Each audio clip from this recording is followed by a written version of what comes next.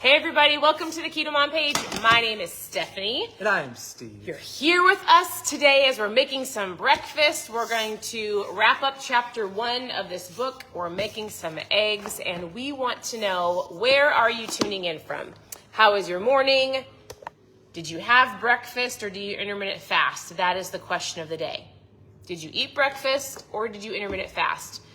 Most people that intermittent fast are either drinking one of three things. You're either drinking water, ketones, or coffee. What does your typical morning look like? And we are making, I don't know, what are you making? Over easy eggs or scrambled eggs? Scrambled is because I'm not very talented. I'm actually really good at making over easy eggs. So, all right, as you're tuning in, I actually do have I have a question. You do have to answer the question. Do you eat breakfast or intermittent fast? That's a serious question. It's a very serious question. No, I actually want to know I actually truly want to know if you're reading this book or if you're just tuning in. Who actually physically has a book and is reading it? I told my husband, we were sitting outside and we were going to go live, and I said, I'm actually not enjoying doing the books anymore. Said, we've done a book online for a year, and I feel like sometimes it goes well, and then I said, I feel like sometimes, we not learned about something. My husband asked me a super interesting question the other day. He said, do you think that you should share stuff on your KetoMom page that people want or that people need? And I said, well, right? Did you ask me that? I did. What do you feel like people want?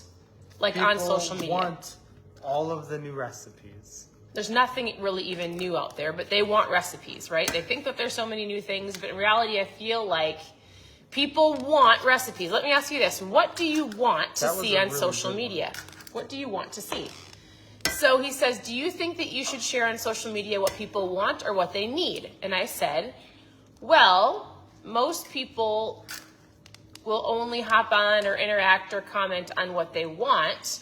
I feel like what people want isn't actually what they need.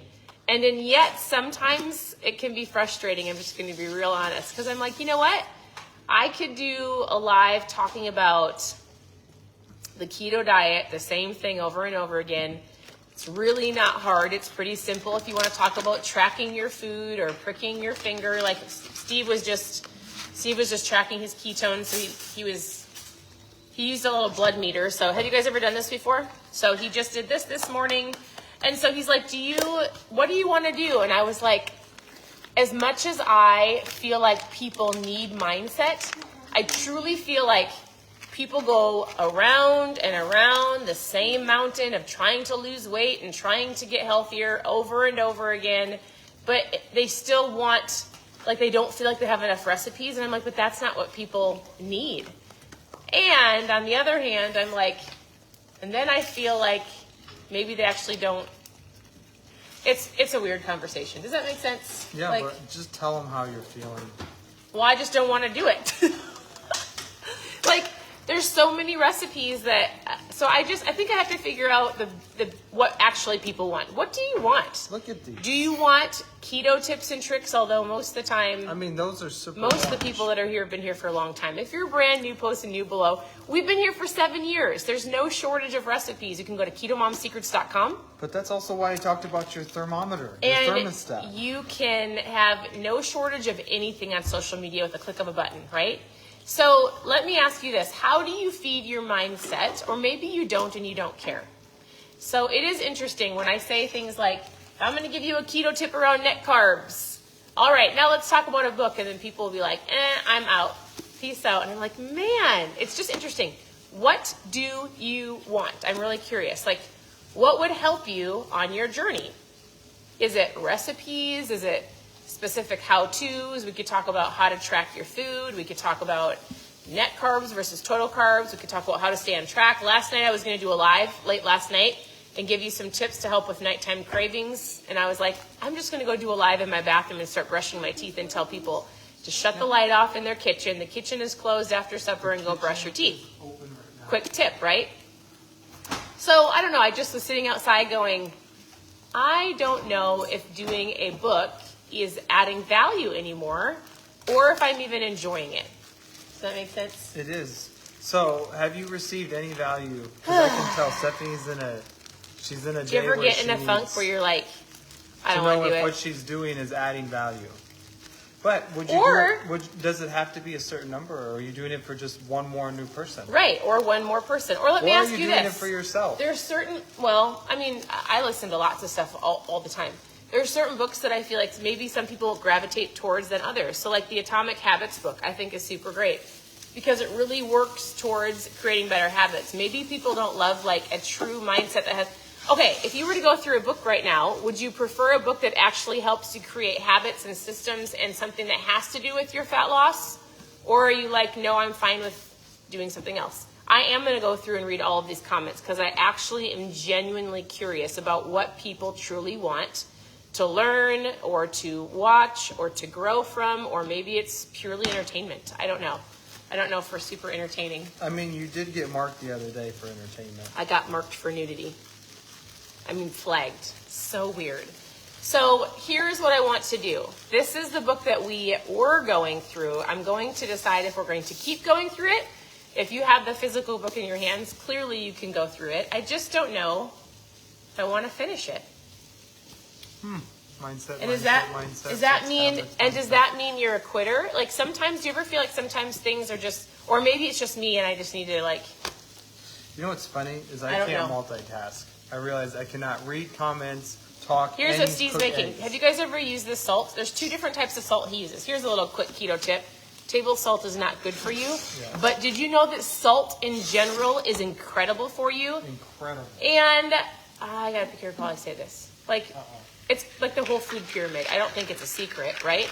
But oftentimes people, or maybe people in the health field, will say salt is not good for you. Table salt, yes. You should be making sure you've got good salt. Himalayan salt, real salt. Steve uses this Celtic sea salt. It's really, crunchy, and it's like super- it's like a thick. You should see this. Because salt should never lose its saltiness. Salt should never lose. So he puts this on all of our food. It's actually really delicious. Actually, he made some really good, look at how thick this little piece of granular salt is.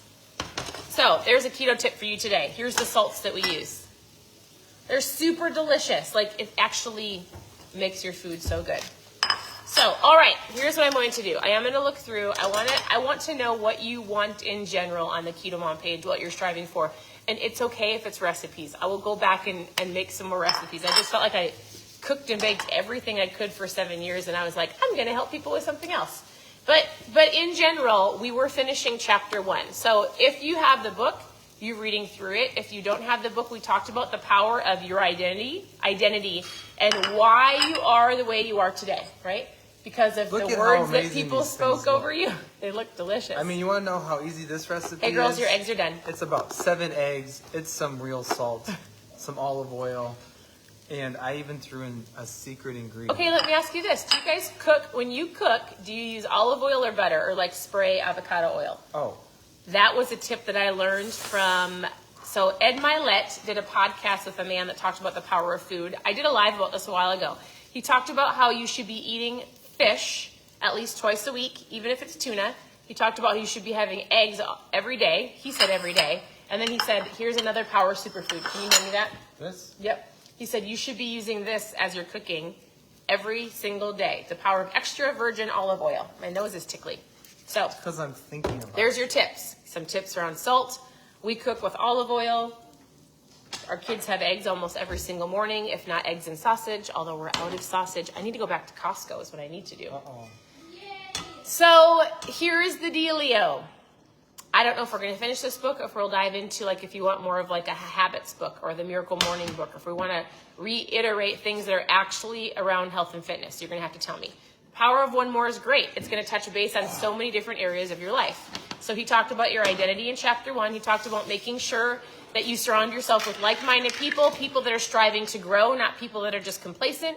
He talked about having the awareness of why you say the words around yourself that you do, because you believe the things that people have said about you, and you can change it, right? So if somebody said, like, you'll never be a great dad, but you are a great dad, but you could thanks. easily internalize what people say, and It becomes your truth. Yes. So that's what we talked about in chapter 1. He wraps up chapter 1 with a simple concept of self-confidence. And so he basically says, there's your identity. And once you figure out who you are and the things that were spoken over you that are truth and some that are trash, then you find the self-confidence in living out who you truly are. That was basically chapter 1. I thought it was great. He talks about self-sabotaging. How many on here feel like you self-sabotage yourself? And it comes with your mindset. That is why I feel like while people feel like they don't need personal development, I feel like it's the number one need. Because people either lie to themselves, they make promises, they don't keep them because I'm going to go to the gym, I'm going to get up early, I'm going to eat healthy, I'm going to do all of these things. And then isn't it interesting how you can lie to yourself the most? He talks about that. He talks about self-sabotaging. And he talks about how that dives into your confidence, which creates like complacency, which creates a crazy identity. And so if you truly want better in your life, well, I could give you all the recipes that you want, and I can, and we will. I want you to know that if you truly are not working on your mindset, the likelihood of you reaching your goals long term is really probably unlikely. If you're not reading, learning, growing with other people, around like-minded people, Yeah, she's back. It's really unlikely. Go. This is great. So I don't think it's about recipes. I think it's about food tips. That's what I think. maybe food tips. I think it's about the insights. It's the things that you've learned over the last 7 years. All right. I mean, it's no different than even being like you're a phenomenal wife, you're a phenomenal mom, you're a fantastic friend. So it's like, what are the things that you've learned over the 7 years that's like, I wish I would have known this when I first got started. Because that's the beautiful thing about this page is so many brand new people are finding you, finding this community, and they're like, I just want to know how to do this right. I don't want to mess things up, right? Yeah, so for sure. that's why it's so important. You have to remember, it's all about the new new person. It's all about the brand new person who's This just is getting started. real life, And 'cause I just honestly, was it's also in a about slump. the people who've been with you from the very beginning. Yeah. And it's still like, this is what I'm learning. This is how you're growing. Right. These are your new insights. And that's why we're all on this journey together. All together. I think it's a beautiful Because thing. we all can have those days, right? Well, I'll tell you this. Here's something that I loved. He wrapped up chapter 1. We'll decide if we're going to continue on the book. But he basically says this. Here are some lies. He says, recognize and reject these misconceptions. So anything in your life, he says this. He says, I am what I possess. That is a lie. So if you're working towards being a better you, it's not about the things you have, although it's great. He's like, it's nice to have things, but that doesn't make you you. Here's another lie. He says, I am my accomplishments. So if you're sitting right now going, I have not achieved that, or I have not done that, like that's a lie. That should not create your identity. I am what other people say I am. That's huge. I think oftentimes people will tell me things like, I was always told I'd be overweight. It runs in my family. It runs in my genes. My mom says I'll never be thin. My grandma says, we were meant to be big boned. Has any of you ever heard that? Like, you don't have to be the words that other people have spoken over you. That's a lie. It's a lie, right? And what I look like means everything. So he talks about the power of beauty coming from the inside, and in general, having an awareness of social media and what social media or the world says is beautiful, right?